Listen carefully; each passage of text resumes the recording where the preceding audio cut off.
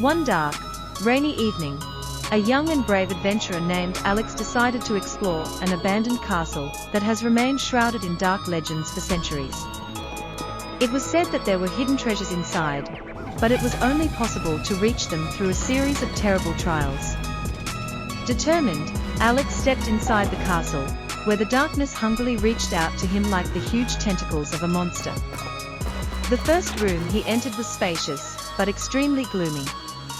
The walls were covered with mold, and the old paintings on them depicted once majestic scenes that now look worn and vague. The floorboards neighed under Alex's feet, as if warning him of possible danger. Looking closer, he noticed that there were traps in the corner of the room, hidden under a layer of dust. Two metal horns with sharp teeth gleamed menacingly in the dim light.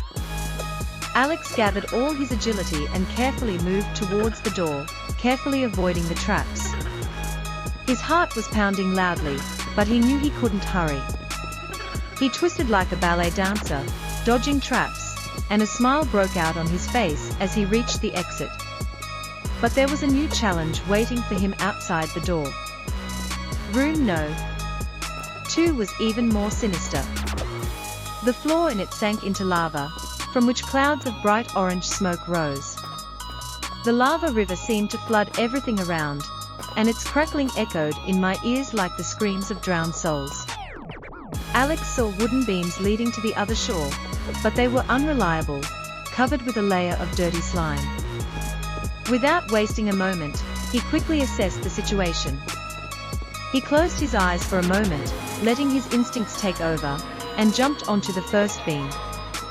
She buckled under his weight, but she held on. The second jump was more risky, and he landed easily on the next support.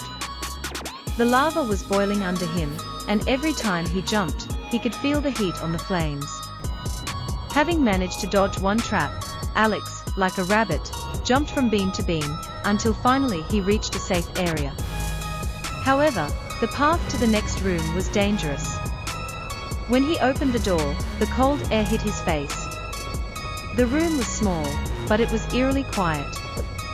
The floor was strewn with needles, and huge gears of machinery hung from above, ready to fall at any moment. Alex used his agility to expertly avoid the dangers. He landed on one foot, then the other, balancing like an acrobat on a tightrope. But then, when he was almost at the exit, something moved in the dark. Suddenly, a scary cook appeared around the corner. He was huge, with a terrible scarred face and a knife that flashed like lightning. "Where are you running to, slick kid?" he thundered, his voice like the screams of a dying animal. Alex did not lose his head and immediately rushed to the door, but the cook caught up with him, grabbing his arm. Alex's heart began to beat with a vengeance. But he knew he had to act fast. Using his agility, he slipped out of the fierce chef's grasp, leaving him open-mouthed and perplexed.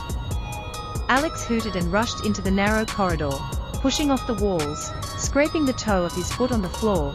He slid to the next room. The last room was the last test. It was chaotic. Shiny rings were falling everywhere, and the walls were covered with magical writings that sparkled when he got close. With his heart in his mouth, Alex knew that this was where he would have to defeat the chef and find the treasure.